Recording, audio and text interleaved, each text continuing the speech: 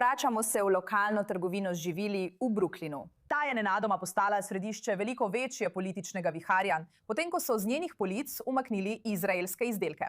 Po burnem glasovanju, ki je sprožilo ogorčenje, odstope in obtožbe o diskriminaciji. Zadruga Park Slope Food Co-op je sporočila, da je začela odstranjevati vse izdelke narejene v Izraelu, potem ko je 67% njenih članov odobrilo bojkot, povezan z gibanjem BDS. Odločitev je bila sprejeta po spornem spremembi, ki je dejansko znižala glasovalni prag za bojkot izdelkov s 75% na le 51%. In ta sprememba je bila uvedena skoraj takoj, saj naj bi bili izdelki odstranjeni s polic v nekaj urah. Zdaj pa se posledice hitro širijo. Judovski člani grozijo z množičnimi odstopi, vlagajo se uradne pritožbe, pred trgovino pa je bila nameščena varnostna služba, saj se napetosti v zadrugi s 15.000 člani še naprej stopnjujejo.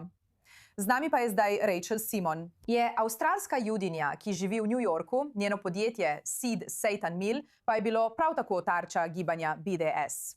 Veš, Rahel, v New Yorku si se soočila z nasprotovanjem, ker si bila odkrito pristašica Izraela, medtem ko vodiš majhno trgovino. Povej nam malo o tej izkušnji in veš, kako je to vplivalo na tvoj odziv, ko si videla, kaj se je pravkar zgodilo v Park Slope Co-op. No, hvala, ker ste mi dali priložnost, da resnično spregovorim o tem, ker to ni presenečenje, je pa zelo razočarajoče. Osebno sem resnično potrta zaradi Seed Satan Mill. Zaradi vseh drugih izdelkov, narejenih v Izraelu, ki so prizadeti. Zaradi svoje ekipe tukaj v New Yorku, zaradi svojih partnerjev, ki proizvajajo naše izdelke v Izraelu. Ampak, če lahko pojasnim samo eno stvar, veste, Seed Satan Mill sem Avstralka in sem se pred 12 leti preselila v New York ter začela to blagovno znamko z 2 drugima ženskama z drugih celin. Ampak nikoli nismo bili nujno aktivistična blagovna znamka. Ne bi nujno rekla, da smo izraelska ali judovska blagovna znamka. Smo zelo globalno podjetje, ki zaposluje in sodeluje z ljudmi vseh geografskih in verskih ozadij. Vrednote našega podjetja so vedno bile praznovanje raznolikosti in sodelovanje z vsemi ljudmi, da bi poskušali doseči neko stabilnost in mir, kolikor je mogoče. Zakaj ste potem postali tarča? Naši izdelki so označeni kot narejeni v Izraelu.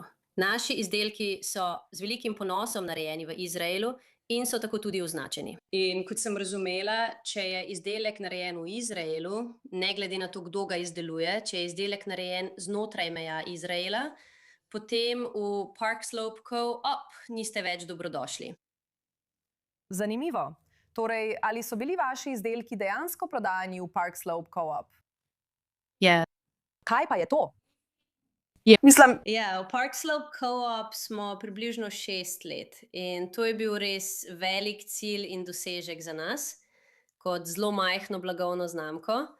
Zelo smo si želeli biti v tej zadrugi. Velika oboževalka sem načina, kako delujejo in poslujejo prehranske zadruge, ter vrednot, ki običajno podpirajo prehranske zadruge. Torej, da se ljudje združijo in sodelujejo, da dosežejo boljše rezultate zase. In v tem primeru člani zadruge sodelujejo, si prispevajo svoj čas in podporo, v zameno pa dobijo zelo ugodna živila. In bila sem res ponosna, da sem bila v trgovini. In vpliv na nas je seveda finančen. Gre za več tisoč dolarjev prodaje, ki jih v zadrugi ne ustvarjamo več. Če pa lahko govorim bolj osebno, kot nekdo, ki živi v New Yorku in kot državljanka sveta, ter nekdo, ki mu je mar za vse ljudi, sem osebno, to je res močno vplivalo na moralo. In zaradi tega se počutim zelo potrto. Glede, veste, prihodnosti resničnega, pristnega, konstruktivnega pogovora o tej temi. Ste poskušali to izpodbijati? Zanimivo je, da nas zadruga ni povabila, da bi se z nikomer pogovarjali. Če bi kdo vprašal, to ni res, popravite me. Govorila sem s posameznimi člani zadruge, ki so slučajno moji prijatelji. Ampak zadruga, recimo vodstvo, nas ni povabila, da bi se pogovarjali o vplivu bojkota, da bi pokazali ljudi, ki proizvajajo naše izdelke. In Res bi si želela, resnično bi si želela to narediti, ker mislim, da je BDS tako splošen, grob način obravnave zelo težke, zapletene teme. In nikoli se ne bo rešilo na tak način. Rada bi samo povedala zgodbe ljudi, ki so prizadeti. Veš, lahko si samo predstavljam, kako frustrirajoče je to za tvoje podjetje, kako težko je to moralo biti zate. Mislim, da je za mnoge Jude, ki to zgodbo berejo iz tujine, izjemno frustrirajoče videti, kako se sprejemajo takšne odločitve. Upam pa, da boš ostala močna in da boš našla druga podjetja, ki bodo prodajala tvoje izdelke in imajo boljši moralni kompas, recimo temu tako. Najlepša hvala, da si se nam pridružila, Rachel. Hvala, da ste me povabili. Hvala.